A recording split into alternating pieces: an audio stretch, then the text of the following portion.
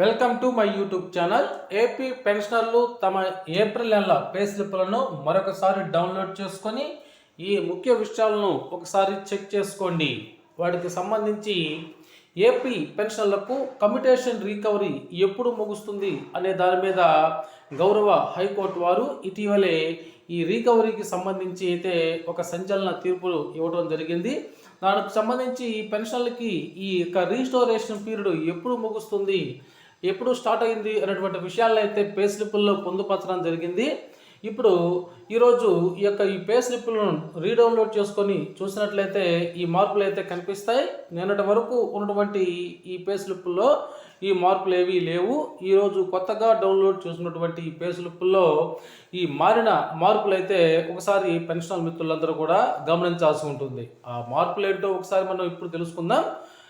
High court commutation తీర్పు ఫలితమేమో pensioners pay slips నందు commutation రికవరీకి సంబంధించిన ప్రారంభపు తేదీ అనగా ఎప్పుడు ఆ కమ్యూటేషన్ స్టార్ట్ అయింది, అదేవిధంగా రీస్టోరేషన్ ఎప్పుడు ముగుస్తుంది అనేటువంటి తేదీలను పొందుపరుచుతూ మార్పులు చేశారు. అదేవిధంగా డిఆర్ చెల్లింపుల దగ్గర పర్సంటేజ్ కూడా నోట్ చేశారు.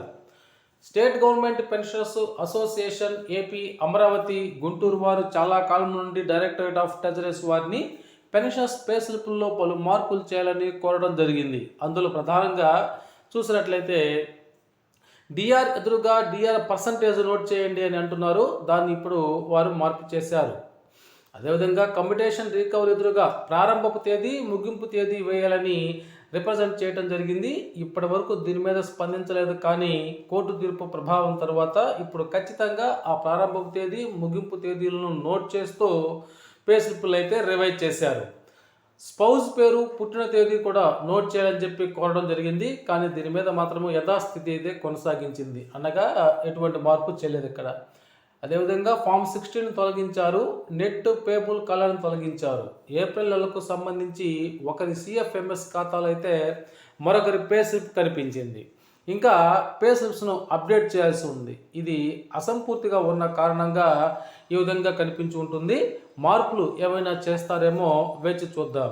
అదేవిధంగా పే స్లిప్స్లో commutation deduction starting date ending dates కొంతమంది పెన్షన్లకి ఇంకా అయితే అప్డేట్ అవ్వలేదు. అటువంటి వారు కంగారు పడాల్సినటువంటి అవసరం లేదు. అందరి డేటాని కలెక్ట్ చేసి ఎంటర్ చేయడానికి దీనికి మరి కాస్త సమయం పడుతుంది. కాబట్టి తర్వాత ఈరోజు సాయంత్రానికి రేపటికల్లా పూర్తి వివరాలు అందుబాటులో ఉంటాయి.